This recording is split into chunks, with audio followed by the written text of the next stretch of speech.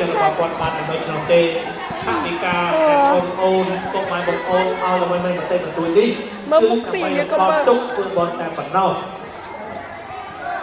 បាទបននេះដែរមិនមែនជាបនបច្ច័យ4បនការបនខណ្ឌទេគឺជាបនសពគេថាគ្រូខ្មោចស្លាប់ដោយសារខ្មោច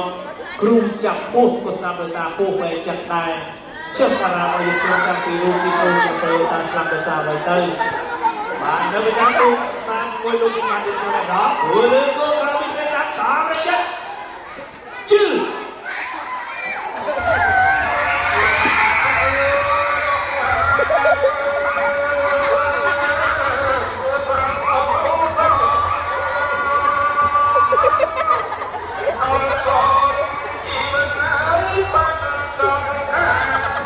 បាត់សងខាមិនដឹងជាកើតនៅទីណាដល់បត់ដាក់បត់វិញលោកមានបានវិញគាត់នេះនៅចិត្តអីហ្នឹងហ្មងបត់អាក់យងខ្លីម្លេះឲ្យពូម៉ាក់អើយយងខ្លីម្លេះឲ្យពួកម៉ាក់អើយតើមានជីវិតរស់នៅលោកមានបានអើយយ៉ាងមិនបានស្ដាប់បទនេះទៅឲ្យទៅគឺការសម្ដែងនេះមិននឹងជាមានសម្ដាប់ល្អលោកគាត់ប្រាប់ទេហើយថតទៅជួបើសិនជាមានសម្ដាប់មិនល្អសាច់ក្រពើអាំគឹបទៅរូបខ្ញុំបានជឿជាថាបទអស់ទាំងនេះលោកមានបានហើយមិនបានស្ដាប់ទេពីព្រោះឯបទនេះគឺសម្រាប់តែប្រើប្រាស់នៅខាងកតាតែប៉ុណ្ណោះបាទនៅក្នុងថ្ងៃដែលលោកមានបានលោកពីរនេះខ្ញុំពិតជាមានសំណាងល្អមែនទែន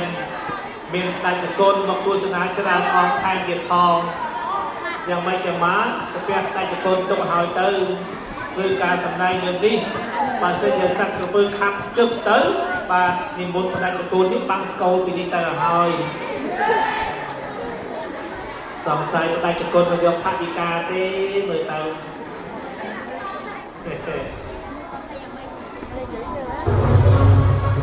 បាទទិជន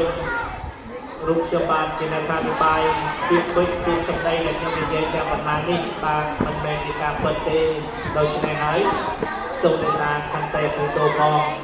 គ្រាន់តែញ៉ាំងបដិយាកាសដើម្បីឲ្យពុកម៉ែបងប្អូនសិក្សារបស់ទាំងអស់មានភាពសប្បាយរីករាយតែប៉ុណ្ណោះហើយ